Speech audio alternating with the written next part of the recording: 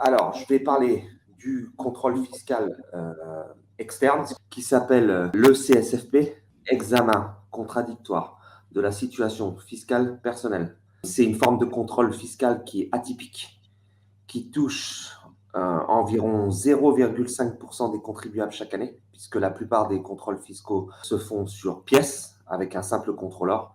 Là, cette fois-ci, vous avez le droit à un inspecteur des finances publiques qui va tout reprendre, tout l'historique de ce que vous avez, parce qu'il a constaté, ses services fiscaux ont constaté une irrégularité entre l'ensemble des revenus que vous avez déclarés et vos achats et votre niveau de vie. Donc, ça peut être, par exemple, quelqu'un qui fait beaucoup de travail au noir, qui dépense beaucoup et il n'y a rien qui apparaît sur ses comptes, ça crée une alerte. Ça peut être un criminel, un trafiquant qui a un énorme standing de vie. Il n'est pas très malin parce qu'officiellement, il est au RSA et il roule en BMW série 5 et il y a une villa dans le sud de la France. Donc ça, automatiquement, ils le savent, ça les attire.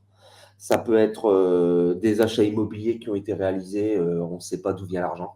Donc automatiquement, ça crée une alerte au niveau du fisc et ils sont très performants pour ça. Mais justement, ce contrôle qui est très contraignant, il ne faut pas que ça vous fasse paniquer. En fait, il y a tout un moyen, et des moyens même importants pour se débarrasser et obtenir l'exonération totale. Ça veut dire l'absence de redressement. Donc, on va expliquer déjà, dans un premier temps, les étapes du contrôle, l'organisation des finances publiques, les différentes étapes du contrôle, les erreurs que font les inspecteurs des impôts, parce qu'ils en font régulièrement, et comment pas hésiter à les relever tout au long de la procédure et les faire jouer. On va aussi parler des personnes qui peuvent vous aider pendant ce contrôle, puisqu'en fait, en début de contrôle, c'est très compliqué parce que vous n'avez pratiquement aucun droit, vous êtes obligé de ramasser qu'en fait de subir.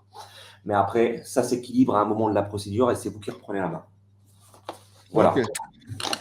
Donc, ce contrôle fiscal, comme je l'ai dit, il n'est pas pour tout le monde. Vous avez très peu de chances d'en avoir parce que la plupart du temps, ce sera un contrôle sur pièce, un contrôle simple, donc dans les bureaux des inspecteurs, des contrôleurs des impôts. Mais ça peut vous arriver quand même parce que c'est quand même pas négligeable, entre 3 et 4 000 personnes chaque année qui en subissent ça. Ça peut tomber sur tout le monde aussi. En général, ça tombe quand même sur des gens qui ont quand même un certain patrimoine. C'est aussi possible si l'administration fiscale constate une distorsion entre vos revenus déclarés et votre niveau de vie, que vous en tapiez un. On est d'accord, c'est pour les fraudeurs.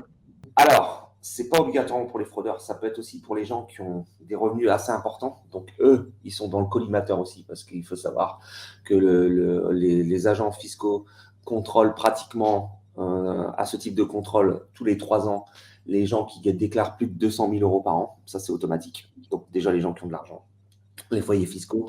Et c'est pas obligatoirement pour des fraudeurs. Je veux dire, si vous donnez des explications cohérentes et que l'inspecteur ne trouve rien à dire, vous allez obtenir une absence de rectification. De redressement, maintenant on parle de rectification. En fait, pour ne pas faire peur avec le terme redressement. Donc, dans un premier temps, je vais expliquer comment sont organisées les finances publiques, les fonctionnaires, la hiérarchie, qui contrôle qui. Tout en bas, vous avez les agents catégorisés des impôts. Donc, eux, ils ont surtout des tâches administratives. Donc, mais ça, c'est pas très intéressant, catégorisé. Ensuite, vous avez des contrôleurs des impôts. Donc, ce sont eux, principalement, en général, contrôle sur pièce. Donc, comme j'ai dit, là, on n'est pas sur le CSFP, on est vraiment sur le contrôle basique. Vous vous rendez aux impôts parce qu'on vous a chopé, que vous avez oublié de déclarer une plus-value boursière ou quelque chose comme ça, ben, il faut payer. Donc, ça, ce sont des catégories B. Au-dessus du contrôleur, vous avez le contrôleur principal. Donc, c'est un peu le supérieur hiérarchique du contrôleur, qui est toujours catégorie B. Ensuite, vous avez, là, on commence à rentrer dans le lourd, l'inspecteur des finances publiques, qui lui est un fonctionnaire de catégorie A, donc cadre. C'est lui qui est diligenté pour faire ce contrôle. Mais attention, tous les inspecteurs des finances publiques ne sont pas habilités pour contrôler les particuliers. Pour faire simple, 90% des inspecteurs des finances publiques, voire même 95%, contrôlent les entreprises. Donc, ils font aussi des ECSFP, mais uniquement pour les sociétés. D'accord? Ça, c'est important à retenir. Ensuite, vous avez les inspecteurs principaux des finances publiques, toujours catégorie A. Alors, lui, il encadre un nombre d'inspecteurs, environ entre 8 et 12. Et c'est lui le supérieur hiérarchique des inspecteurs des finances publiques. il est à la tête d'une brigade qu'on appelle souvent une brigade de vérification départementale. Et c'est lui qui contrôle le travail de ses inspecteurs. Il contrôle notamment la qualité de leur travail. Souvent, quand il est à la tête d'une brigade d'entreprise, il ne se déplace pas parce qu'en fait, lui, il reste sur place, c'est un administratif. Et surtout, un rôle de garde-fou, on va le voir plus tard, si l'inspecteur va trop loin avec vous. Parce qu'attention, ça aussi, il faut l'avoir bien en tête, c'est que souvent, ça peut déconner, les contrôles fiscaux.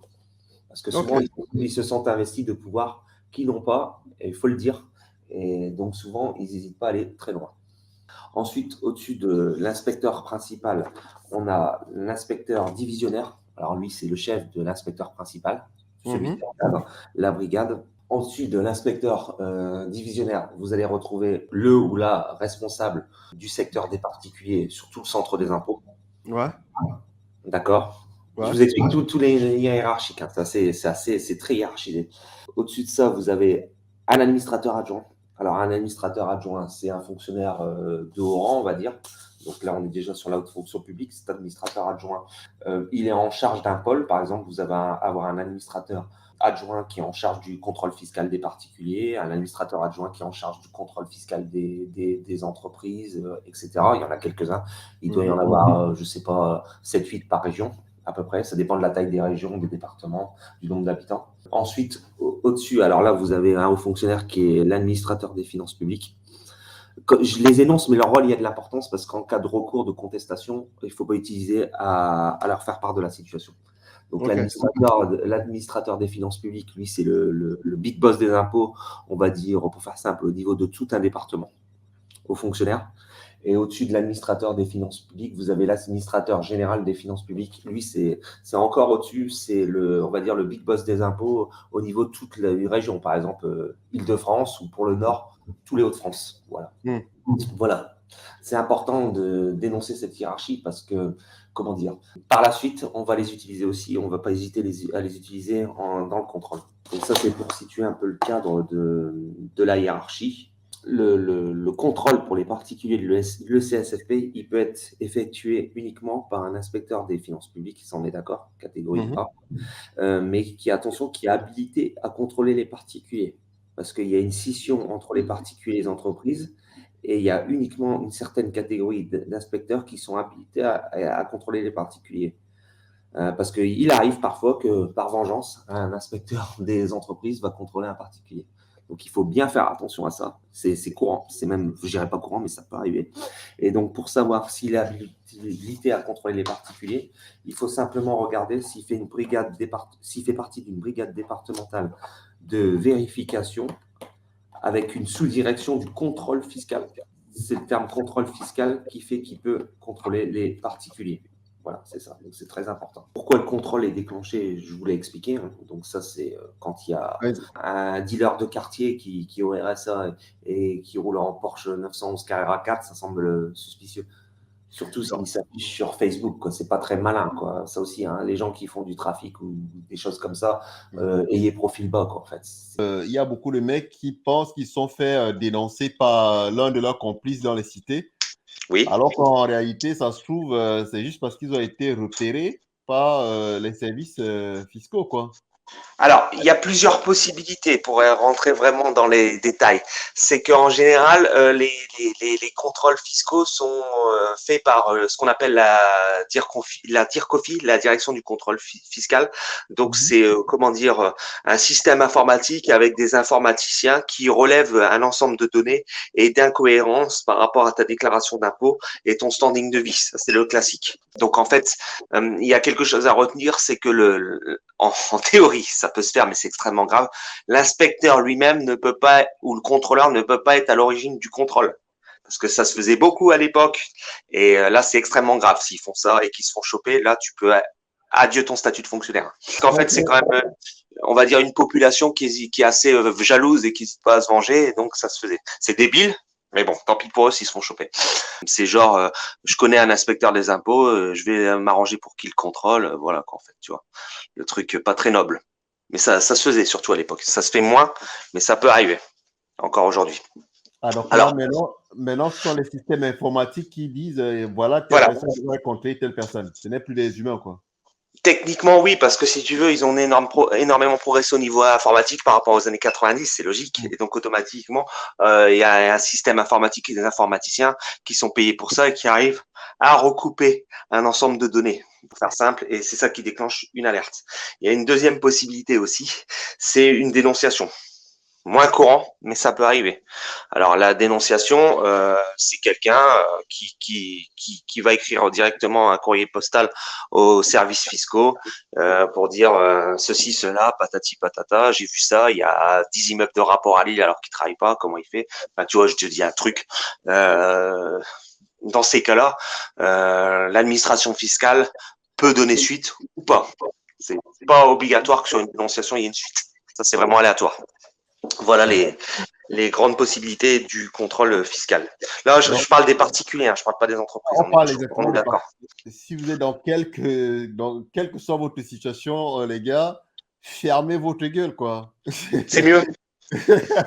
La discrétion, c'est la clé, quoi. Parce que je suis sûr qu'il y a plein de mecs qui se sont retrouvés dans la merde. Pourquoi? Parce qu'ils ont ouvert leur gueule et ils ont voulu montrer qu'ils étaient en train de réussir. Et là, il y a le Ça, c'est voisin. un classique. Voilà, le Ah, voisin, même ta propre femme, en fait, elle est capable de te dénoncer devant le juge. Il suffit d'avoir un divorce avec elle. c'est ce que je préconise, c'est ce que j'ai toujours fait. Moi, j'ai toujours fait profil bas. Les alertes dont tu parlais, ils font des recoupements. Donc, ils ont accès à toutes les informations que tu possèdes, quoi. Je sais pas, ils sont capables Ils de ont mettre. accès à énormément d'informations, toutes, je dirais pas. Parce que encore aujourd'hui, on va dire que si par exemple, je dis attention, faut pas le faire, mais si tu as des comptes déclarés enfin non déclarés dans certains paradis fiscaux que je nommerai pas, j'ai pas envie de donner des idées aux gens. Là, ils peuvent toujours courir pour les avoir, quoi qu'on en dise, même si on dit que Bercy, il y a la levée du secret bancaire pas complète et tout, blablabla, il y a encore des pays où tu peux planquer ton argent sans aucun problème. Très peu, mais il y en a encore. Mais je vais pas les citer. Ok, très bien. Voilà. Et là, ils n'auront pas accès à l'information, même si tu menaces que tu as des comptes à l'étranger. Ils peuvent chercher parce qu'en fait, si tu veux, pour savoir si tu as accès à des comptes à l'étranger, ils ont ce qu'on appelle un document qui s'appelle l'assistance administrative internationale. D'accord. Mhm. Mais c'est très bien ça, mais en fait, quand ils font une demande d'assistance administrative internationale avec un pays qui coopère ou qui coopère moins en fait avec la France pour savoir ce que tes avoirs à l'étranger, cette demande d'assistance administrative internationale, elle est faite uniquement avec le pays concerné qu'ont désigné les impôts. Ça veut dire, ils cherchent avec, je dis n'importe quoi, avec Gibraltar, ils font une demande à Gibraltar, mais il apparaît que tu n'as rien à Gibraltar, mais qu'en fait, tu avais en Uruguay, là, ils peuvent pas le savoir, puisqu'ils ont ciblé leur recherche sur Gibraltar. C'est ça, exactement. Quand il faut une recherche internationale, pour faire simple, ça fait pas les centaines et des centaines de pays dans le monde, ça fait la demande, elle est faite en bonne et due forme uniquement sur un pays. Très bien. Donc, il faudrait qu'ils soient des génies, enfin, qu'ils aient un flair extraordinaire pour savoir quel pays sur les 300 pays qu'il y a dans le monde où tu as demandé, où tu as planqué ton argent. Pas évident. Donc, ne Mais paniquez pas avec ça. si vous n'avez pas grand-chose comme moi, ça sert à rien non plus aussi de paniquer, hein, les gars, hein. Ça concerne des gens, ça concerne quand même une petite poignée de personnes, quand même, pour être honnête. Pour le CSFP, hein, par contre, pour le contrôle fiscal, le CSFP, comme je t'ai dit, il y en a environ 3000 par an. Et le contrôle sur pièce, là, c'est 900 000. Donc ça, tu auras de grandes chances d'avoir un jour un contrôle sur pièce Ah avec un merde. contrôleur des impôts. Ah oui, mais ça, c'est beaucoup moins contraignant que le CSFP comme truc. J'ai dit qui a été habilité à effectuer ce contrôle, donc on est d'accord, c'est un inspecteur des finances publiques qui contrôle les entreprises et non les particuliers. C'est très important, gardez bien ça en tête. On arrive donc souvent, il écrit brigade départementale de vérification, pôle contrôle fiscal, sous-direction contrôle fiscal. Ça peut être écrit, j'essaye de mémoire. Hein, écoute, qu'est-ce qui peut être écrit? Il peut être écrit spécialisé en contrôle fiscal, ça peut marcher aussi. Là, on est bon. Donc lui, il faut déjà qu'il soit habilité à faire le contrôle, c'est bon. Pourquoi ce contrôle est déclenché? Ben, je l'ai un peu déjà dit. Donc les grandes étapes de le CSFP, déjà, donc vous allez recevoir la première chose, l'avis de CSFP, c'est la première étape, un recommandé que vous allez recevoir à votre domicile, qu'il faut retirer bien sûr, et on va vous indiquer que vous faites l'objet de ce type de contrôle. Pourquoi a priori vous faites l'objet de ce type de contrôle? Et on va dans le document, il va y avoir un certain nombre de mentions. Le fait que vous pouvez vous faire assister par un avocat, le terme avocat ou un conseil de votre choix. pendant toute la procédure du contrôle. La charte, c'est très important, s'il n'est pas écrit ça, le contrôle saute. La charte des droits et des obligations du contribuable. Alors, elle peut vous être remise de façon papier ou de façon numérique. C'est-à-dire qu'on vous dit que vous pouvez la consulter sur Internet. Alors, surtout, consultez bien cette charte. Il y a énormément d'informations précieuses pour vous. Souvent, les gens ne consultent pas cette charte avec les droits du contribuable et essayez de vraiment de la consulter et de relever certains points et de voir si c'est cohérent avec ce que va vous dire l'inspecteur. Vous allez avoir un premier rendez-vous qui va vous être fixé. Il y a une chose, c'est que ce n'est pas contraignant. Vous n'êtes pas obligé de vous rendre à ce rendez-vous. Vous pouvez très bien faire le mort et pas aller à ce rendez-vous. Moi, je vous conseille quand même d'y aller dans les bureaux des finances publiques où vous payez vos impôts. Donc, vous allez vous rendre à ce rendez-vous. Avant toute chose, donc dans la charte, dans l'avis de CSFP, là que je vous ai dit, l'inspecteur va vous demander un certain nombre de documents à lui donner. Donc avec les années visées. Donc les années visées, classiquement, c'est les 3 années précédentes, l'année en cours. Si on est en 2022, là jusqu'au 31 décembre, il va vous viser 2021, 2020, 2019. Voilà. Donc il va vous demander vos extraits de compte, par exemple. Donc il faut lui ramener tous les extraits de compte sur les 3 dernières années. Donc vous pouvez par exemple aller si vous les avez pu aller à la banque et les réimprimer, puisque en matière bancaire, on garde l'historique 10 ans en France, c'est une obligation. Et il va relever les incohérences et les transactions sur votre compte bancaire ou vos comptes bancaires et le différentiel par rapport à votre niveau de vie. Donc il va dire, je comprends pas, sur vos comptes il n'y a rien, il n'y a pas de transaction et je vois que vous avez acheté une Porsche Carrera 4. Je l'ai vu parce qu'en fait vous frimez sur Internet avec cette Porsche Carrera 4 et vous êtes au RSA. Pouvez-vous m'expliquer cela? Ah, carrément. Donc, les mecs, Internet, c'est dangereux. Oui. Hein. Oui. Ah bah ça, c'est la première source. Hein. Ça, c'est pour ça que faut jamais se mettre sur Internet, Facebook, je sais pas quoi. Là. Moi, j'y suis pas de toute façon. Concrètement, ce sont les mecs qui donnent le couteau pour se faire, le Ouais. bâton pour se battre, quoi. Ouais. Et puis, si tu veux, ça va être compliqué en droit quand c'est toi-même qui mets la preuve de dire c'est pas moi, alors que c'est toi-même qui le dis, quoi. C'est très compliqué. Hein. C'est clair. Monsieur, vous êtes au SMIC, on vous voit en Porsche Cayenne depuis 6 mois. Et les vacances à Las Vegas et tout ça. Exactement. Avec une suite au Bellagio à $400 la nuit à Las Vegas. Comment vous faites? Explique-nous, mon pote, parce que nous-mêmes, on devrait faire la même chose. C'est intéressant. Moi, j'y arrive pas en étant inspecteur à 3000 balles. Toi, tu y arrives en étant RSA. Vas-y, au-delà même du contrôle, mon pote. J'ai juste envie de connaître comment tu fais. Pas moi, ça En fait, c'est par curiosité, quoi. Parce que j'ai raté quelque chose, là. Ah ouais, mais c'est sûr que là, mon pote, là, t'es coincé comme Dieu l'autre. T'as pas, Ouais. C'est compliqué de sortir de ça, quoi, c'est sûr. Ouais. Pareil pour les coachs sur Internet qui se la racontent et tout. Ils sont pas très malins quand en fait coach en séduction, coach en développement personnel qui étalent leur million, comme certains qu'on ne nommera pas. Enfin, moi je le ferai pas à leur place. Parce que quand ça va tomber, surtout que en fait si tu te la racontes beaucoup, ils aiment pas trop ça, quoi. Mais bon, tout n'est pas perdu. Je vais vous expliquer pourquoi. Alors donc vous vous rendez au premier contrôle. Il vous explique. Automatiquement, vous n'avez pas à avoir toutes les pièces puisque c'est compliqué parce qu'il va vous demander énormément de choses. Attention, une première chose qui est indispensable et que peu de monde sait, c'est que chaque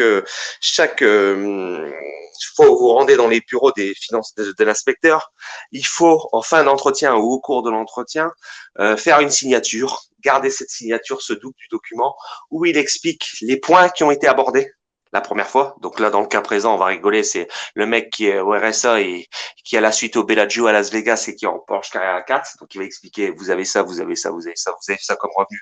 J'ai vu vos relevés de compte au Crédit Agricole et je vois que vous avez le RSA depuis 3 ans et je vois rien dessus. Donc pouvez-vous m'expliquer? Il va vous l'écrire. Il faut signer ce document. C'est très important. Souvent, parfois, il peut qu'ils oublient de le faire. Vous signez ce document et vous allez au second entretien. Je dis que c'est important de signer ce document parce que si ce document est pas signé à ce premier entretien et au deuxième entretien avec les points évoqués, ça pourrait casser la procédure. Très important. Parce qu'en fait, vous avez énormément de contraintes sur ce CSFP, ce qu'il faut retenir, mais c'est que à côté de cela, vous avez comment dire, énormément de droits. Il y a énormément, la procédure est très complexe. Il faut vraiment la réaliser dans les règles de l'art de la part des finances publiques.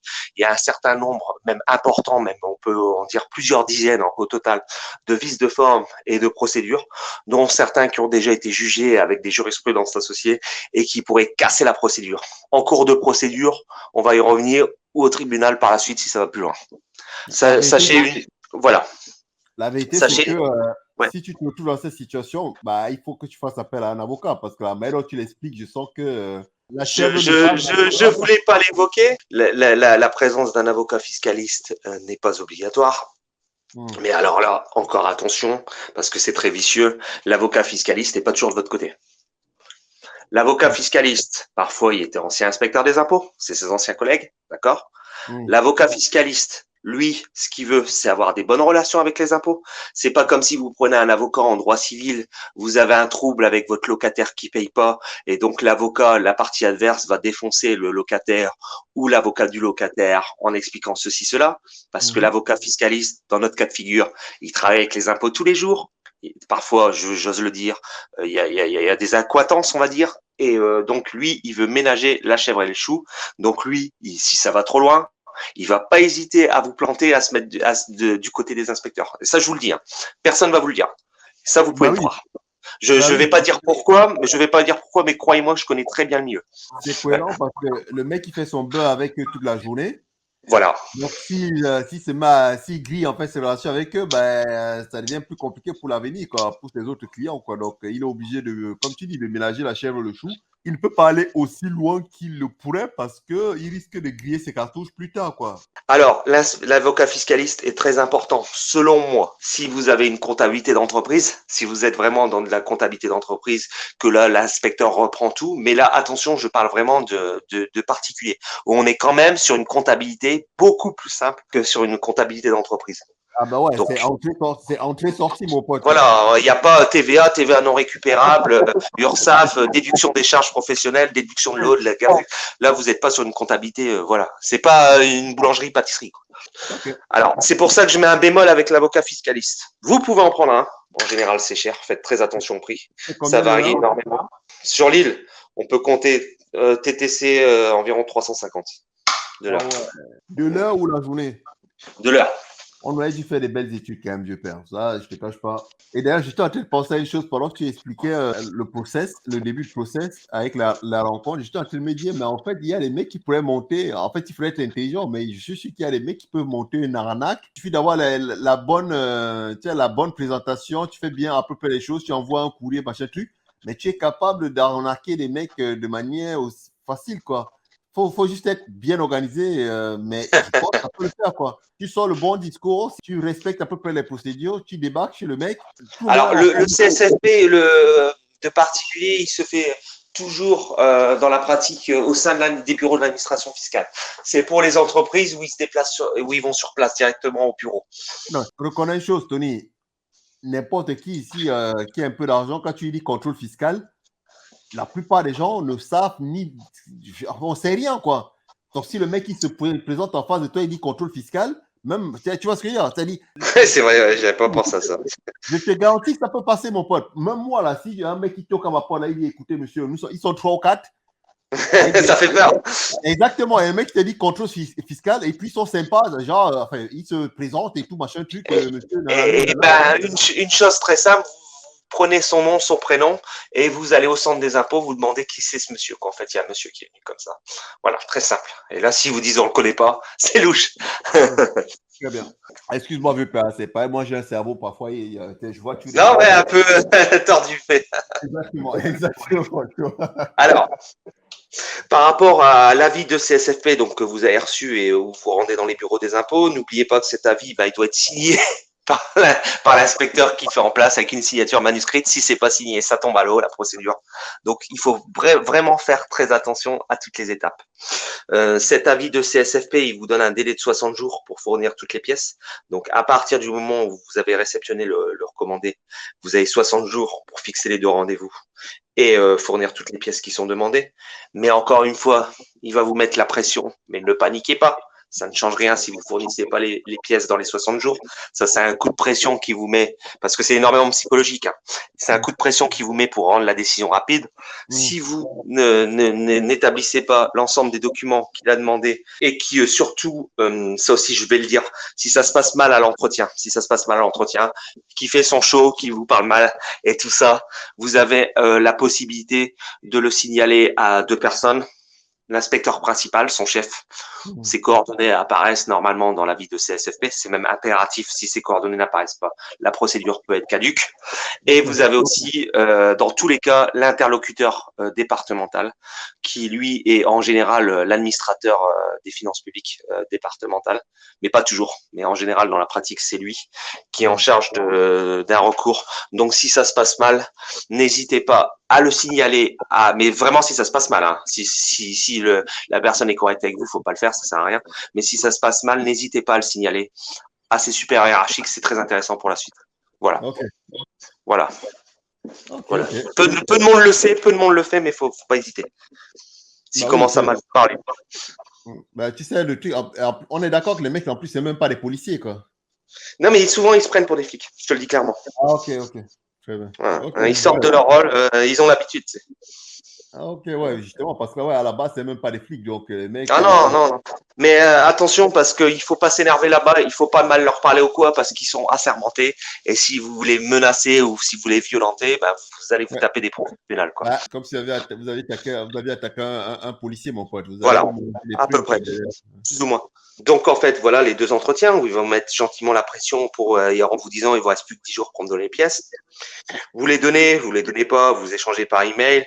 Ces 2 entretiens, comme j'ai dit, ils doivent être signés avec les points évoqués sur le prochain entretien, c'est très important. Il manque des pièces, ou de toute façon, dans tous les cas de figure, mais ça change pas grand-chose, il va vous envoyer un autre document après les 60 jours qui sont passés, donc les 60 jours entre l'avis de CSFP et les 2 entretiens.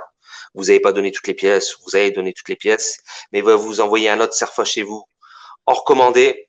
Donc, toujours pareil, hein, vous pouvez prendre un avocat à ce moment-là de la procédure ou dès le début de la procédure. Le recommander, il va vous l'envoyer chez vous. Et si vous avez pris un avocat fiscaliste, il va l'envoyer aussi au domicile au cabinet de l'avocat. Ce document, c'est un CERFA. Hein, c'est toujours des CERFA, hein, de toute façon. Il y a un numéro de CERFA, je vais pas le donner, mais ça s'appelle la demande de justification et ou d'éclaircissement. Donc, en fait, il va dire, monsieur, suite aux 2 entretiens, vous m'avez fourni ça. Il manque ça. Je vous laisse 60 jours pour me les fournir. Très bien. Ah ouais. Mine de rien, la procédure, en fait, est dure, quoi. Tu vois, on est déjà à 120 jours, là. Tu vois ce que je veux dire? T'as tout compris. Je pensais que c'était un truc, genre, c'est balayé en 2-3 jours, mais en fait… Ah non, mais la procédure entre le début et la fin, c'est 1 an. Et après, ça peut aller jusqu'à 1 an maximum. Je reviendrai sur les dates qui sont très importantes. Et après, il y a encore un certain nombre de recours et tout. Ça peut encore durer 1 an. Donc, on est à 2 ans. Et après, si ça va plus loin encore au tribunal, le temps que ça passe au tribunal, encore 2 ans. Ça peut faire 4 ans. Ouais. Ah ouais, ok. Ah non, ça rigole pas du tout. En fait, pendant 4 ans, les mecs, ils te pourrissent la vie, quoi. Je comprends en fait, Charles Aznavour, il s'était cassé, mon pote. C'est bon, j'en ai marre de ces voilà. Je me tiens en Suisse, mon pote. Rien à foutre. Ok, bah, je capte le concept. C'est énormément psychologique. C'est pour ça, ce qui est très important, vraiment, ce qui est très important, c'est quand vous recevez la charte du contribuable, qui doit être jointe ou qui vous pouvez consulter sur Internet, là, analysez-la bien, vous allez repérer un certain nombre d'incohérences. Parce qu'en général, je dis pas toujours, mais en général, ils font des erreurs, et des erreurs fatales qui peuvent faire péter la procédure. Donc, et l'avocat fiscaliste, encore une fois, méfiez-vous, parce que des fois, vous allez dire à l'avocat, ah ouais, mais j'ai ça dans mon jeu, j'ai ça, il l'a pas fait. Et l'avocat, il peut dire, c'est pas grave, ça change rien à la procédure, ce qui est faux. Ça l'a fait sauter immédiatement. Parce que l'avocat, des fois, il n'y a aucun intérêt, je vous le dis clairement, hein, et vraiment, croyez-moi, à ce que vous payez pas. Il y a un intérêt à ce que vous payez minoré, mais que vous payez quand même. Comme ça, il est bien vu de la part des inspecteurs. Si tu peux avoir de ton côté, si même ton avocat, en fait, ne travaille pas vraiment. Ce que je vous conseille, si vous n'avez pas à vous déplacer, si vous pouvez communiquer par Internet que l'avocat n'a pas à se déplacer dans les bureaux de l'inspecteur, qui de toute façon, pour moi, ça apporte pas grand-chose qu'il y aille ou qu'il y aille pas de toute façon. Parce que l'inspecteur, en général, il s'est mis martel en tête de vous taxer. Donc, il n'y en a rien à branler. À Emmett, il se dit, c'est marrant, en plus, ce con, il a payé un avocat en plus. Il va payer ça en plus. Non, mais je vous le dis clairement, hein, la nature, tu sais, Maxon, la nature humaine, elle est ce qu'elle est. Hein. Donc, je te dis les choses telles qu'elles sont. Je te parle par expérience, je te parle par connaissance du milieu, je te parle parce que j'ai aussi des études en fiscalité, donc je sais de quoi je parle. Donc voilà, je te dis clairement les choses. Et il y a cet aspect-là que personne maîtrise, c'est l'humain. Et donc moi, ce que je vous conseille vraiment, si vous êtes moi je suis dans le Nord, mais si vous êtes en Île-de-France, prenez un avocat du Nord. Comme ça, en fait, vous échangez avec lui. Et lui, il travaille pas avec les services fiscaux de l'Île-de-France. Donc, il n'y a pas de copinage possible, il y a 200 km. C'est horrible à dire. Et vous communiquez par email avec lui, par mail, par échange de dossiers. Prenez quelqu'un qui n'est pas dans la juridiction. Voilà. Exact. Et le mec, il n'apparaît même pas dans le truc. Il apparaît même pas, ils vont dire c'est qui, Maître Dupont. Merde, on ne contrôle pas, c'est qui. Pourquoi un mec de Lille, il vient alors qu'on est à Paris, quoi. Et ça leur fait peur, ils n'aiment pas. Ouais, bien vu. Voilà, ah ouais, mais je te dis, hein, je connais le truc. Tu n'es même pas obligé de le faire apparaître, le Maître Dupont de Lille, quoi. Tu vois ce que je veux dire? C'est-à-dire, le mec, tu peux discuter avec lui en scred, et puis toi, tu fais ton truc comme si tu étais tout seul, quoi. Tu vois ce que je veux dire? Et puis, si toi, tu es à Melun, tu sais, à Melun, ils ne connaissent pas. Hein, je veux dire, ils vont commencer à réfléchir. Ils vont se dire, putain, c'est qui ce mec-là? D'où il sort? Pourquoi il prend lui? Pourquoi il prend pas Maître Véreux comme d'habitude? Ok, bien vu. Et là, tu dis, par exemple, dans le doc que tu m'envoies, tu dis, il y a des exemples de vices. Les exemples de vices, par exemple, que tu citais, c'est celle dont tu es là, le fait de ne pas signer le document, par exemple. Ah oui, ça, c'est fatal. Okay. Ces vices de procédure et ces vices de forme, je vais y revenir, mais il faut surtout les dire à un certain moment et pas avant, parce que l'administration fiscale peut rectifier. C'est-à-dire, vous lui dites, il y a ça, ils vont te renvoyer le document avec le bon truc. Allez, c'est pervers. Hein. Surtout quand vous voyez des vices de forme et des vices de procédure qui vous semblent énormes. Ne dites surtout rien. Commencez pas à lui dire, il va modifier.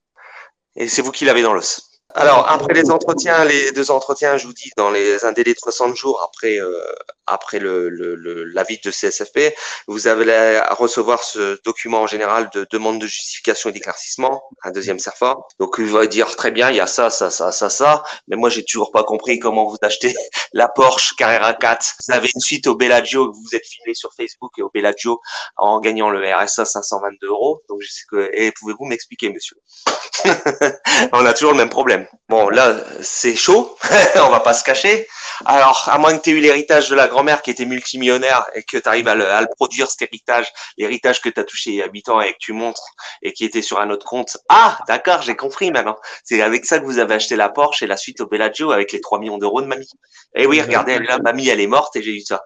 Et là, on en reste là. C'est fini pour l'inspecteur. Qu'est-ce que tu veux qu'il réponde à ça? C'est un héritage. L'héritage a déjà été taxé. C'est tout. Merci. Au revoir, monsieur. Mais c'est extrêmement rare quand même en général. Donc, vous avez la demande de justification et d'éclaircissement.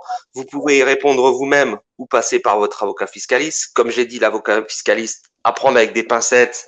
Si vous le pouvez et si vous communiquez par net, prenez un avocat d'une autre région qui soit pas connu des services fiscaux et qui mange pas avec eux tous les jours. C'est plus facile pour arrondir les choses. Tout seul, si vous êtes assez costaud mentalement et que vous avez des connaissances pour le faire tout seul. Tu t'imagines en plus si c'est des anciens collègues, des anciens camarades de classe? Il y en a énormément. Il y a environ un quart à un tiers des avocats fiscalistes qui étaient inspecteurs des impôts en général.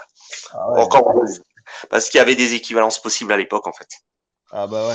Alors surtout ceux-là, ne les prenez pas. Si vous voyez qu'il était ancien inspecteur des impôts, fuyez. Il est de connivence avec eux. C'est ses anciens collègues, il n'y a aucune technicité, il n'y a pas fait d'études de droit, parce que c'est quand même important d'avoir des études de droit. C'est plus important que d'avoir été ancien inspecteur, parce que c'est pas parce que tu as ancien inspecteur des impôts que tu es un juriste. D'accord, ça n'a rien à voir.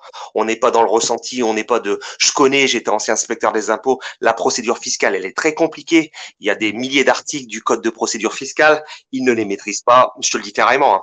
Ça, c'est un métier, c'est des études. Il y a des gens compétents qui ont fait un master, voire un doctorat en droit fiscal. Donc, on va pas me les mettre sur le même plan que Roger Dupont, ancien inspecteur des impôts, qui a bac-5 et qui a été inspecteur pendant 4 ans et qui contrôlait en plus les entreprises et qui dit je connais, je sais comment ça il y a moyen de s'arranger, ça vous les dégagez. Voilà.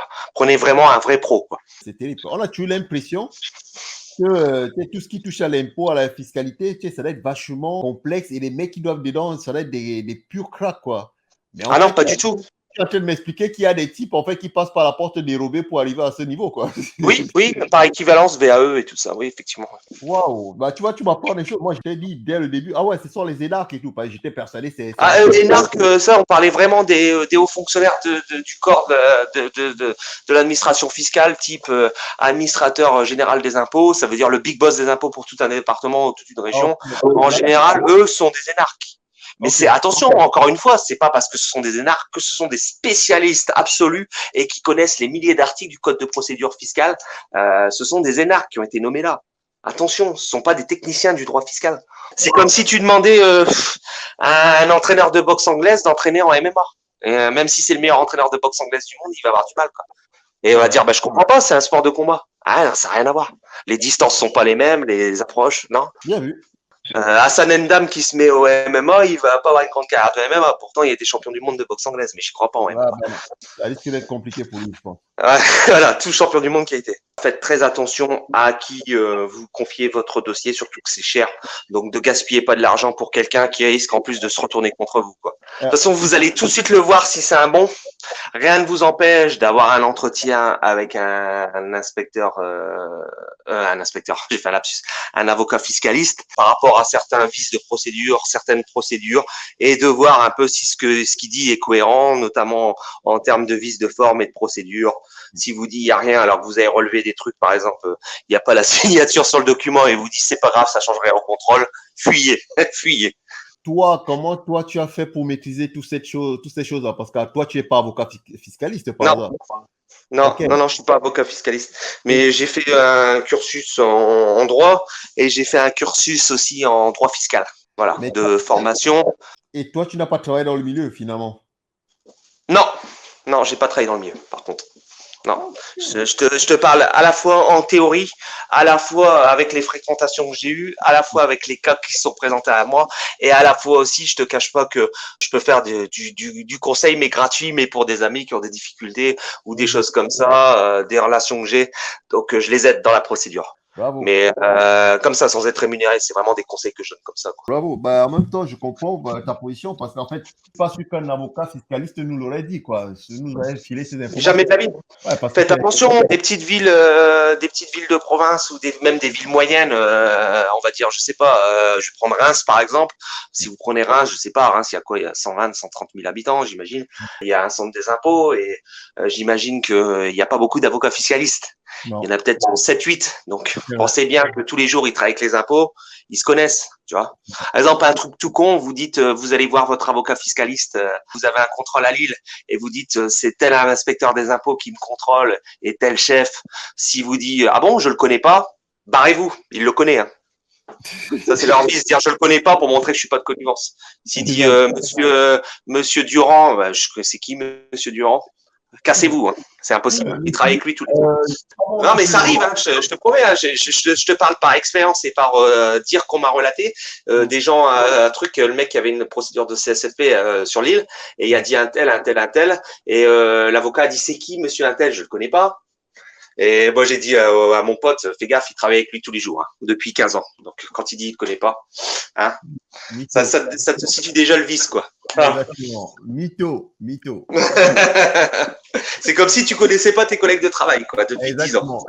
C'est sûr que c'est une alerte. Donc, ça vous donnera déjà un certain nombre d'éléments. Rien ne vous empêche à prendre un premier rendez-vous avec un avocat fiscaliste de payer sa consultation et de voir si vous allez plus loin ou pas, quoi. Voilà.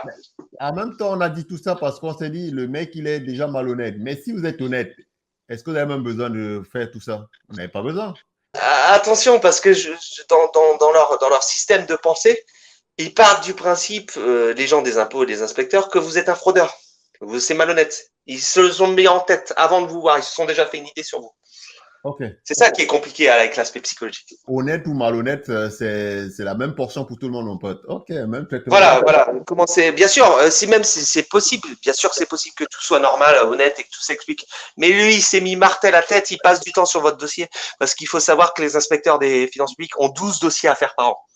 Donc il va passer du temps sur votre dossier, ils en ont que 12. Donc vous imaginez le temps qu'ils ont sur votre dossier. Ah ouais, 12 dossiers par an, quoi.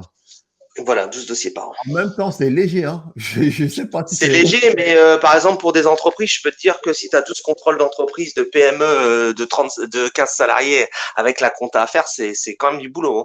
Il faut se déplacer là-bas, il faut ceci, il faut cela, les calculs de TVA, etc. Il y a quand même. C'est pas anodin. Ok, mais pour les particuliers, j'ai envie de dire 12, c'est pas grand-chose, quoi, non? Pour les particuliers, ça dépendra du type de contrôle. Hein. Par exemple, si c'est quelqu'un qui a une SCI, plusieurs SCI, avec pas mal d'immeubles de rapport et qu'il n'y a pas payé l'IFI, l'impôt sur la fortune immobilière, ni l'ISF depuis 10 ans, alors qu'il apparaît qu'il est en pleine possession de ses immeubles, qu'à côté de ça, il a des comptes voilà, qui n'ont pas toujours été déclarés ou avec des mouvements liquides suspicieux, des donations qu'il a reçues de ses parents, qu'il a donné à ses enfants. Enfin, tu vois le bordel, ça peut vite monter, quoi, en fait. Hein. Donc, ça a l'air simple comme ça, mais il y a des situations fiscales qui sont complexes. Avant de tout de suite faire une convention qui est obligatoire avec un avocat fiscaliste si vous allez plus loin. Prenez un rendez-vous, tant pis si vous perdez le prix de la consultation, c'est bien moins grave que de se prendre un mec qui est pas net et qui en plus va vous planter devant eux, quoi. C'est clair. Il vaut mieux perdre 300 € une consultation arrêtée que de s'engager avec quelqu'un qui va vous entraîner dans la procédure, qui parfois, il faut le dire, est incompétent parce qu'il était ancien inspecteur des impôts, il y connaît que dalle, il sait comment faire face à un contrôle fiscal, mais c'est pas un technicien du droit, donc ça c'est dangereux aussi, en fait. Ça peut être pire que mieux, donc faites très attention. Très bien. Et ça, vous allez vous en rendre compte avec les éléments que je vous ai donnés, pertinence de le voir, si les éléments que je vous ai donnés et ce que je vous ai dit comme s'il respecte ce que je dis ou alors s'il va dans tout le contraire en disant je le connais pas ou ceci ou cela, ça vous donne déjà une image. C'est pour ça que je dis que si la personne n'a pas à se déplacer dans les bureaux des finances publiques, prenez à quelqu'un à 200 km. Franchement, si vous pouvez communiquer par Skype ou par échange de fichiers et tout, à la limite c'est mieux. Et en plus, lui, il vous facturera pas les déplacements à chaque fois que vous allez chez lui pour raconter le compte, quoi. Puisque vous n'êtes pas là physiquement à son bureau. Ouais. C'est un petit conseil, hein, parce qu'un avocat n'importe où en France il est habilité à intervenir, à vous défendre en fiscalité sur tout le territoire. Donc même si à l'autre bout de la France. Alors donc on en était à la demande de justification et d'éclaircissement. Exact, oui. Attention, encore une fois, celle-là elle doit présenter un certain formalisme, comme par exemple aucune menace écrite. Attention, je le dis, retenez bien ça, de te taxer de l'argent. C'est-à-dire s'il vous dit si vous me donnez pas ça, je vous taxe vos revenus d'office à l'impôt sur revenu et aux prélèvements sociaux. Si vous écrit ça, la procédure elle peut sauter puisqu'il n'y a pas à vous menacer de façon écrite de taxation. C'est interdit. Comme il n'a pas à vous menacer de taxation pendant les 2 premiers entretiens au préalable de cette demande, s'il le fait, c'est extrêmement grave. Relevez-le bien s'il y écrit quelque part qui vous taxait et qui parle au présent de l'indicatif. Là, le mec, il y a moyen de faire quelque chose par la suite. Ok, vous répondez pas à cette demande d'éclaircissement. Il n'est pas satisfait de vos réponses, il va vous mettre une mise en demeure de répondre. Encore, donc vous avez encore 30 jours pour répondre. Alors là, on s'énerve pas parce que la mise en demeure, elle va être encore plus agressive. Là, cette fois-ci, il y a le droit de mettre qui va vous taxer si vous donnez pas les choses, parce que c'est une mise en demeure. Donc là, on a le droit de l'écrire, techniquement. Cette mise en demeure, donc, vous y répondez pas, il vaut mieux y répondre. Essayez d'apporter le maximum de documents, toujours contester, c'est très important. Ensuite, à cette mise en demeure, il va se passer encore 1 ou 2 mois. Vous allez avoir ce qu'on appelle l'entretien de synthèse. L'entretien de synthèse en présence de vous, il faut s'y rendre, hein, c'est là-bas au bureau des impôts, en présence de vous, de l'avocat, si vous avez pris un avocat ou pas. Une petite chose aussi à vous dire aussi qui est très importante. Quand je vous dis, vous pouvez vous faire représenter d'un avocat. C'est pas obligatoirement un avocat. Hein. Vous pouvez vous faire représenter même d'un ami qui s'y connaît ou de quelqu'un de votre famille. C'est pas obligatoirement un avocat. Vous avez vraiment quelqu'un qui connaît vraiment bien la procédure fiscale et tout, à la limite, il peut vous accompagner, quoi. Il n'y a pas de problème. Je pense qu'il y a des gens comme toi, par exemple, vous pourriez en fait exercer ce métier de conseil. Justement, là, j'ai une autre activité en libéral, mais j'y pense de plus en plus avec les connaissances que j'ai emmagasinées. Regarde la marge que tu pourrais te faire entre 0 € et 350 € de l'heure. Si j'ai un mec au milieu qui me dit 200, ça change tout. Sachant en plus Voilà. que le mec, il n'est pas en accointance avec, tu vois tout ce que je dis ou pas. Je dis, Ah non, pas du tout. Moi. Voilà, donc il y a toute une piste de business là-dedans, mon pote. Je te garantis que si moi j'avais tes connaissances, mon pote, ça fait longtemps que moi je ferais le conseil déjà sur Internet. Hein. Je l'ai déjà lancé le site. Hein. Ouais. Bah oui, tu devrais le faire, vieux père. Honnêtement, fais-le. Tu le fais, Mais c'est toujours pareil. Moi, je suis quelqu'un de bosseur. J'aime bien apprendre. Moi, en fait, je suis du genre, si je connais pas le livre des procédures fiscales par cœur avant, je vais pas m'y mettre parce que j'ai besoin d'avoir un certain niveau de compétence qui est vraiment au-dessus de la moyenne pour pouvoir me lancer, quoi, en fait. Mais c'est moi après. Hein. Je suis assez perfectionniste. Bah, c'est très bien, mais je te garantis, déjà, avec les informations que tu nous as fournies là, tu vois, par exemple, ce que tu viens de nous dire là, voilà, grosso modo, on va dire ce qu'un bon avocat fiscaliste t'expliquerait lors de la première séance qui va durer à peu près 1, 2 ou 3 heures. Ça fait 350, ça fait 700, ça fait 1050 euros. Ah, mais je pourrais pas me permettre de demander le même type de tarif parce que si tu veux, j'ai pas la légitimité d'un avocat. Je peux donc en fait les gens automatiquement ils vont plus croire un avocat que moi puisque j'ai pas le titre d'avocat. Tu vois? Mais très bien, mais ce que je suis en train de te dire, c'est quoi? C'est que je fais la comparaison juste pour te dire, voilà, le mec qui va aller voir un avocat fiscaliste 3 heures, ben c'est 1050 euros. Alors que toi, si tu fais la même chose, en fait, tu fais ta chaîne YouTube et tout, et tu mets le truc, je sais pas, là, à 100 euros, je te garantis que les mecs, ils vont venir se lancer, quoi. Moi, je ne sais pas. Honnêtement, ce que tu es en train d'expliquer là, c'est le Far West. Je découvre. D'accord. Et je Ouais. pense que Ah ouais, c'est compliqué quand on n'est pas du tout dedans et tout. C'est vrai que oui. ça fait beaucoup d'informations. Bien sûr. Et 99% des Français découvrent la même chose là que moi. Je te garantis. Les mecs, ils découvrent. Et donc, quand tu leur expliques que, grosso modo, contrôle fiscal, ça fait chier tout le monde se chie dessus. Bien sûr. Fiscal, et toi, tu arrives en disant non, je peux être un conseil pour vous aider pendant la procédure. Ça dure entre 3 mois si tu arrives à gérer le truc rapidos et 4 ans.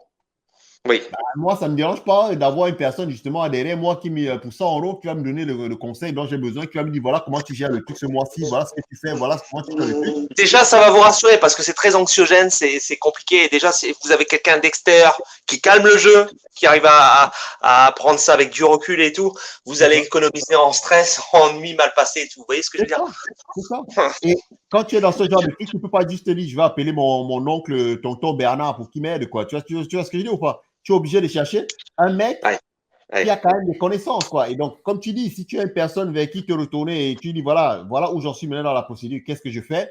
Et le gars, tu lui envoies ton dossier, tu lui payes ses 100 euros, ses 150 euros. Le mec, il regarde ton dossier, il te dit voilà comment tu vas réagir. À mon pote, je pense que les Français se précipitent là-dedans. Conseil. Non, mais c'est plausible parce que je suis déjà installé en profession libérale, donc je pourrais le faire en plus. J'ai déjà le statut libéral. Mon pote, moi, je te dis, moi, je t'invite à le faire, mais l'arme hautement, parce que c'est anxiogène, comme tu dis, cette histoire de contrôle fiscal. Et c'est le truc. En plus, en règle générale, quand même, c'est des mecs qui ont de l'argent. On va pas non plus mentir. Hein. Le contrôle fiscal, c'est pas pour les chèvres. Alors, quand c'est un CSFP, oui. Quand c'est un contrôle sur pièce, moins. C'est toujours pareil. Hein. On est vraiment dans le cadre de la procédure contraignante de le CSFP. Ce qu'on appelle la totale dans le milieu des impôts. Exactement. Mais tu vois, là, après, tu diversifies ton offre, quoi. Et donc, en fonction des deux types. J'y pense, c'est vrai que j'y pense. Écoute, mais je vais encore travailler, j'ai besoin de bosser encore. J'ai encore des lacunes. Hein. On en a tous. C'est normal, mais j'ai envie de te dire, mon pote, si tu ne te lances pas, tu ne te lanceras jamais. À un moment, il faut. Ouais, non, mais t'as raison. C'est vrai, mais c'est vrai que j'avais déjà. Et tu sais quoi, cet entretien, c'est aussi, ça me permet. J'ai jamais fait de type d'entretien avec toi comme ça sur YouTube. Ça me permet aussi de revalider mes connaissances, en fait. C'est ça qui est important, de valider mon discours. Juste à t'écouter, je sais déjà, c'est pour ça que je t'ai posé la question si tu étais avocat fiscal, parce que je me suis dit, non. Il sait de quoi il parle, quand entre guillemets. Donc, c'est peut-être pas spécialiste, mais tu sais à peu près déjà de quoi tu parles. Et c'est ce minimum-là déjà, je te garantis, la plupart des gens, ils ne l'ont pas. Non, je sais. Voilà. Et donc, ces gens, comme moi, n'est-ce pas, des chèvres, ils aimaient juste déjà le savoir. Tu vois, là, tu viens par exemple de me dire, non, il y a une procédure.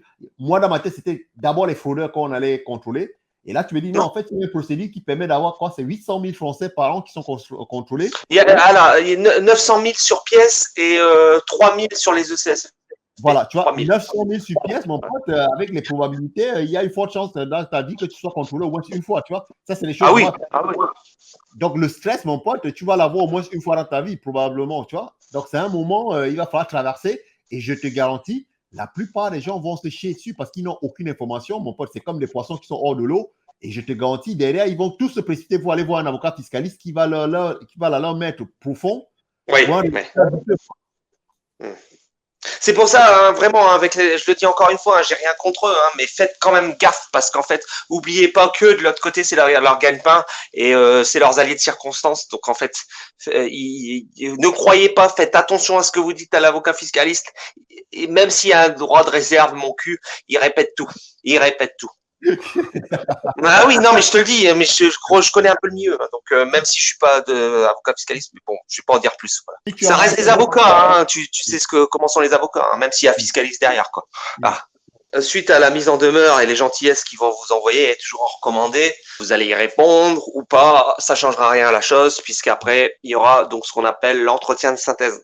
L'entretien de synthèse, c'est dire voilà, il s'est passé le contrôle, il y a eu ça a été justifié, mais pas ça, mais pas ça, mais pas ça. Il apparaît que ça n'a pas été déclaré, il apparaît que ça, vous n'avez pas payé d'impôt dessus. En fonction de tous les éléments, en fait, voilà, monsieur, ce que je vais vous mettre comme taxation. Okay. Ou alors, dans le cas positif, l'entretien de synthèse, écoutez, monsieur, il y avait ça, la Porsche a été justifiée, les suites au Bellagio à Las Vegas, elles ont été justifiées, c'était avec l'héritage de la grand-mère, c'est bon, monsieur, on va en rester là. Ok. Rare, c'est très rare. Il va y avoir un acte clé suite à cet entretien de synthèse. Cet entretien de synthèse, vous signez surtout rien sur place. Ne signez rien sur place. Je vous le dis. Et il va vous envoyer encore recommandé. Et ceci, c'est important. Le recommandé, il doit paraître maximum 1 an après le tout premier document qui est l'avis de CSFP. Ce recommandé s'appelle la proposition de rectification. C'est un acte super important, la proposition de rectification, parce que c'est l'acte qui montre comment est rédigé l'ensemble de la procédure. Et c'est là qu'il y a un certain nombre de vices de forme et de procédures qui peuvent apparaître. Donc, je vais en dire quelques-uns de tête. Par exemple, dans la proposition de rectification, il va tout reprendre. Le nom, les coordonnées de l'inspecteur, ça doit être signé. Il doit dire que vous pouvez vous faire assister d'un conseil. Attention, il y a d'autres choses. Il doit dire aussi justifier la décision, pourquoi il vous taxe. Il n'y a pas à dire je vous taxe juste en une ligne. Il faut vraiment expliquer tous les éléments du dossier. Il faut, dans cette proposition de rectification, joindre la charte du contribuable. La charte que vous avez reçue au départ, il faut la remettre, c'est très important. Si elle n'est pas là, la procédure, elle peut être pétée. Et s'il la remet pas, cette charte du contribuable, il faut au moins dire, vous avez eu la charte du contribuable 1 an avant, au tout début, donc vous pouvez toujours la consulter. Donc au moins se référer à cette charte, l'évoquer. C'est très important. Il faut aussi que cette proposition de rectification, elle dise le nouveau revenu imposable, c'est important. Donc en disant en fonction de ça, il vous réimprime une fiche d'impôt sur revenu et vous met le nouveau revenu imposable. Donc il y a d'autres vices de forme et de procédures qui peuvent être acquis, mais je vais pas tous les dire. Ça, on en discutera parce qu'il y en a des dizaines et des dizaines. En général, ils font pas ce type d'erreurs parce qu'ils sont spécialisés en contrôle fiscal des particuliers, donc des erreurs grossières, ils les font pas, mais c'est possible toujours qu'elles apparaissent, ces erreurs. Donc il faut toujours tenter le coup et bien analyser le document. Cette proposition de rectification, donc il va vous dire ce qu'il a dit à l'entretien de synthèse, donc dire je vous mets la douloureuse, ou alors vous m'avez justifié ça, donc c'est bon, je vous mets juste ça à payer, ou alors monsieur, vous avez justifié la Porsche et la suite au Bellagio, etc. Donc on en reste là, c'est très bien, absence de redressement. La proposition de rectification, très important, vraiment, il faut y répondre, il faut pas la laisser comme ça, il faut y répondre. Si vous avez un avocat qui vous dit il faut accepter et pas répondre, fuyez-le, il est dans le coup. Il faut toujours tout contester. Ça, c'est le conseil ultime. Toujours tout contester, ne rien lâcher. Et souvent, il y a des avocats qui sont pas très nets qui vont dire ah ben non monsieur, il vous demande qu'à payer 22 000 euros, c'est pas cher, c'est bien. Vous vous rendez compte, au début, il vous demandait 100 000 et là il y a plus de 22 000 euros. Il faut accepter. Surtout n'acceptez pas. Vous contestez tout et on verra par la suite. C'est ça la philosophie en fait. Si vous acceptez la proposition de rectification et qu'ils ont fait des fautes, vous pouvez plus revenir en arrière. Vous acceptez et vous pouvez même pas porter plainte contre eux s'ils sont allés trop loin par la suite. Vous vous privez de tous vos droits. Ce qu'on appelle la transaction. Mais bon, je vais revenir sur la transaction plus tard. Excuse-moi, je suis une chèvre, hein, mais bon, on regarde des films américains tout le temps et des fois, les mecs, on leur propose, gars, on sait que tu as tué, mais on veut pas. Plaider coupable. Exactement, plaider coupable, prenez 20 ans et puis c'est bon, vous sortirez et puis il n'y aura pas de problème. Par contre, si vous risquez aller au procès, vous risquez la peine de mort. il y a plein de mecs comme ça aux États-Unis qui ont accepté ça en disant oui, bah écoute, je préfère aller faire 5 ans en prison, même si je n'ai pas tué le mec, plutôt que de risquer la peine de mort, quoi. Et après, le problème, c'est quand tu sors de tes 5 ans de prison, déjà, tu as passé 5 ans en prison. Deuxièmement, tu es enregistré comme prisonnier, comme prisonnier. Donc, trouver un boulot, refaire ta vie, c'est tout un problème. Donc, les mecs, ils chouinent. Et quelques années plus tard, on découvre le vrai meurtrier. Mais comme tu avais accepté, n'est-ce pas, de plaider coupable, bah, tu l'as dans l'os. Terminé, c'est trop tard. Pour en venir à la proposition de rectification et aux vices de forme et de procédure qui peuvent être aussi dans les documents, c'est très important. Il faut qu'il y ait une jurisprudence pour appliquer la taxation. C'est-à-dire qu'en fait, je vous taxe au nom de, par exemple, CA, Cour d'appel du 22 juillet 2007 à numéro un tel à Versailles. Voilà. C'est-à-dire qu'il faut absolument, quand tu taxes, que l'administration fiscale te mette une jurisprudence éclaircie sur la taxation. Très important. Et ça, souvent, ils l'oublient. Parce que, comme je te disais, les inspecteurs des finances publiques sont pas obligatoirement des grands spécialistes en droit fiscal. Vraiment bien regarder ce document. C'est là que tous les vices de forme et de procédure, ils vont s'acquérir. Ouais. Mais attention, encore une fois, il faut surtout pas en parler maintenant. Surtout pas en parler maintenant. Parce que la proposition de rectification, elle peut être modifiée. C'est-à-dire, si vous dites à l'inspecteur, il y a ça, donc je paye pas parce qu'il y a tel vice de forme et de procédure. Lui, il va vous renvoyer une proposition de rectification. Et oui. Et là, c'est un peu vous le couillon, quoi. Vous lui avez mâché le travail. Là, c'est un but contre son camp, quoi. Ah ouais? Ah bon? Attendez, je le note, monsieur. Les taxons à recommander. Merci. C'est gentil, hein? Et en plus, tu sais, le pire, c'est quoi? C'est comme je t'ai dit à vieux père. Comme nous, on est des chèvres, en plus, la plupart des mecs qui vont faire ça, quoi. Et donc, tu prémâches le boulot à sa place, quoi. Le mec, il dit, ah ouais, dites-moi si elle vous convient. Alors, dans la proposition de rectification, très important, il doit mettre aussi les recours possibles en cas de contestation de cette proposition de rectification. Donc, attention, le recours, si vous mettez, c'est moi-même le recours, qu'il aille se faire foutre. Le recours, c'est pas toi. Le recours, c'est ton supérieur hiérarchique ou alors c'est l'interlocuteur départemental. Parce qu'il y en a, c'est des vicieux et pour pas que ça se sache et tout leur saloperie, ils disent s'il y a un recours à faire, faites-le à moi-même. Tu vois, déjà, ça semble louche, recours hiérarchique à toi-même. C'est compliqué. C'est recours hiérarchique, c'est à ton supérieur hiérarchique. C'est pour ça, ne croyez pas en leur honnêteté, c'est ce que je dis. Recours hiérarchique à moi-même, c'est vrai que ça. C'est louche. En cas de recours, vous pouvez demander à moi-même. C'est-à-dire que le mec, il a fait des saloperies dans sa procédure, il veut pas que son chef le sache, quoi. Donc tu me le dis à moi-même. Ah non, mais je te dis, il tente. S'il voit qu'en face, les gens réagissent pas, il tente, c'est ça. Je te garantis que 99% des gens vont suivre, quoi. J'en suis persuadé, quoi. Parce que tu es dans une telle panique, le plus rapidement c'est terminé, le mieux je me porte, tu vois.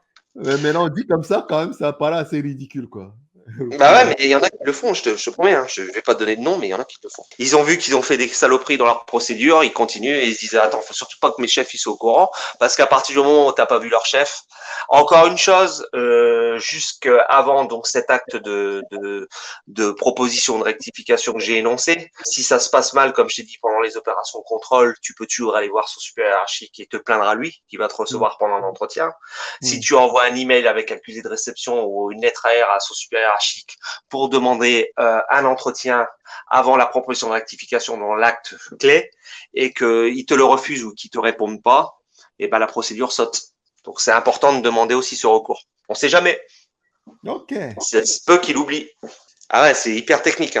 Ah ouais, bah, je comprends pourquoi tu parlais en fait de il faut une bonne maîtrise du droit. C'est sûr que si tu connais pas le droit, mon pote, tu peux pas naviguer là-dedans. Okay. Et ça, même un avocat fiscaliste, crois-moi qu'il n'y a aucun intérêt à te le dire tout ça.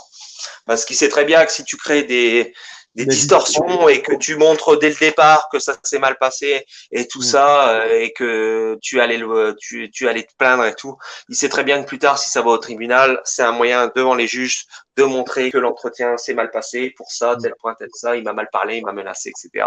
Et ça, c'est aussi une cause d'annuler la procédure. Voilà, ce qui n'est pas toujours le bien vu pour l'avocat et l'avocat, souvent, il préfère que tu payes. Ah, c'est vicieux, c'est vicieux. Ah, c'est sûr. Bah là, expliquer comme ça, vieux père, oui, je me rends bien compte que c'est vicieux. C'est chaud. Mais en même temps, les gars, n'oubliez pas une chose. Pendant tout ce temps, si vous êtes avec votre avocat fiscaliste, les gars, comptez les heures. Hein. Vous multipliez depuis la part 350 quand même. Alors souvent, il va te faire un forfait, hein. Il va te faire un forfait parce que maintenant, il y a une convention d'honoraires qui normalement est obligatoire depuis 2017, il me semble. Et donc, il va te faire un forfait avec un certain nombre d'heures. Faites attention à ce forfait. Il faut vraiment qu'ils mettent toutes les étapes parce qu'il y en a aussi, c'est des petits balins. Ils vont te dire dans le forfait, écoutez, monsieur, je vais vous mettre donc les entretiens, la réponse à la demande de justification et d'éclaircissement, la mise en demeure, l'entretien de synthèse et il va s'arrêter à là. Et puis après, il y a encore d'autres étapes, comme la proposition de rectification, la réponse à l'observation du contribuable, les recours hiérarchiques. Et là, il va dire, ah ben non, hein, c'est pas compris dans le forfait. Hein. Il faut me repayer 3 000 € pour faire ça. Moi, je me suis arrêté à ça. Regardez, vous avez signé ça. Donc, si vous faites un forfait, respectez toutes les étapes du contrôle fiscal jusqu'au bout. Faites le travail jusqu'au bout. Parce que souvent, ils font ça. Ils vont pouvoir payer 4 ou 5 procédures et après, ils vont dire, ah ben non, c'est plus compris dans le prix. Regardez, vous avez signé ça. Soyez méfiants. Voilà, regardez bien ce qu'il y a dans le forfait. Bah, en même temps, j'ai envie de te dire, bah, si tu es honnête et que tu as un conseil à côté, tu n'as même pas besoin d'avocat. Tu as surtout besoin d'une personne pour te rider. C'est ça que je parle en fait. Voilà, c'est plus du coaching. Comme un préparateur mental. Exactement. Un mec pour t'expliquer ce qui se passe, te dit ce qu'il faut faire et ne pas faire grosso modo, mais tu n'as pas besoin d'un mec au quotidien pour gérer le truc à ta place comme un avocat. Tu vois ce que je dis ou pas? Toi-même, tu peux le faire. Donc, c'est pour ça que je dis, il y a un trou là qui est béant. Je pense que mon pote, il y a tout un avenir pour pas mal de personnes qui ont fait du droit là, à se mettre là-dedans. En plus, tu m'as dit, ce n'est pas obligatoire d'avoir un avocat fiscaliste. Ah non. Ça peut être un conseil de ton choix. L'avocat, si tu veux, la seule différence, c'est qu'il lui sera habilité pour te représenter au tribunal. Tribunal administratif, le cas occurrent, ça peut être tribunal judiciaire aussi, mais on va dire dans 95% des procédures fiscales, c'est ça, le tribunal administratif de la zone de compétence du centre des impôts, donc Lille, logique. Et si tu veux, il faut savoir aussi que environ 95% des procédures de CSFP ne vont pas au tribunal. Avant, on trouve un accord ou un arrangement. Donc, c'est que 5% qui vont au tribunal. C'est vraiment peu de choses. Voilà, donc concrètement, les gars, moi, je vous dis, hein, ça ne sert à rien. Expliquer comme ça, je pense sincèrement. Ça sert plus pour une comptabilité d'entreprise. Là, je pense que c'est indispensable d'avoir un avocat fiscaliste. Non, on parle depuis les individus, la VP. On parle pas des. Voilà. Non, mais je préfère le dire des deux facettes. Ouais. Ah bah, tu fais bien de le dire parce que c'est bien de le préciser. Non, là, on parle des individus, quoi. Et on l'a dit, hein, la comptabilité pour les individus, elle est assez sommaire, les gars. Hein. C'est entrée-sortie quasiment, quoi. Donc, c'est pas vraiment le truc. Il faut des vulgarisateurs, quoi. Et tu fais partie de ces vulgarisateurs. Mais je te garantis, VP, ne lâche pas l'affaire. Il y a un créneau là à prendre, mon gars. Ouais, je vais creuser, ouais. Vous contestez toujours, hein. Si vous avez un avocat qui vous dit ça sert à rien de contester, on va s'arranger, on va payer ça et puis on en reste là. Non, n'écoutez pas, vous contestez toujours la proposition de rectification et après vous verrez parce que vous avez encore énormément de recours. Donc vous la contestez, ça leur plaît pas parce qu'ils pensaient que c'était bon. Donc ils vont vous répondre par la réponse aux observations du contribuable. Le contribuable, c'est vous. Ils vont vous répondre et ils vont dire voilà, en fonction des éléments que vous m'avez donnés dans la proposition de rectification, je maintiens entièrement la chose, je maintiens ma proposition de rectification, il ne veut rien savoir.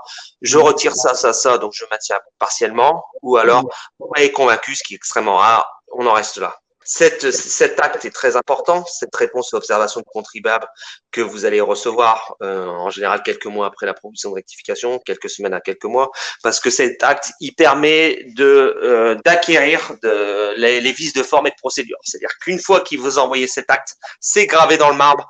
Tous les vices de forme et de procédure qui se sont produits préalablement et que vous avez soigneusement relevés s'il y en a, bien sûr s'il y en a, ils sont acquis et on pourra les mettre en exercice par la suite. Voilà.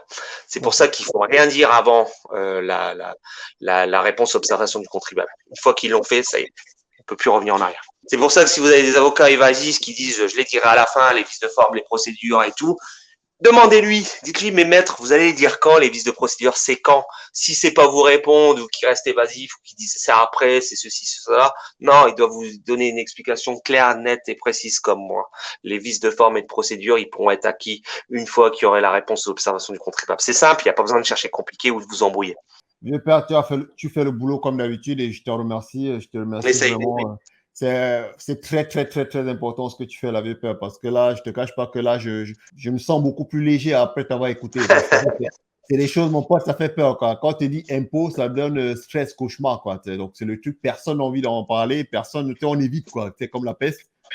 Et au moins, là, mon gars, tu as fait un travail de défrichement qui est à mon humble avis, salutaire, quoi. Franchement, merci. Semaine prochaine, on va poursuivre, n'est-ce pas, avec comme tu disais, quoi, on va poursuivre avec la procédure contentieuse, Oui. sachant, d'après ce que tu m'as expliqué, en règle générale, c'est 5%, quoi, des cas qui vont jusqu'au contentieux, quoi. Parce qu'en règle générale, les mecs, vous arrivez Sur l'ensemble des ECSFP, et je vais te dire pourquoi, parce qu'en général, l'administration fiscale, elle n'a pas trop envie de s'afficher au tribunal, parce que souvent, ils ont des choses à se reprocher, et ils n'aiment pas que le juge administratif, en l'occurrence, qui est le juge de l'impôt, pour le cas présent, crée des nouvelles jurisprudences. Parce qu'à chaque fois qu'on crée des lois et des nouvelles jurisprudences sur des faits qui vont être énoncés, ça permet aux contribuables par la suite d'avoir des nouveaux échappatoires à l'impôt, pour faire simple.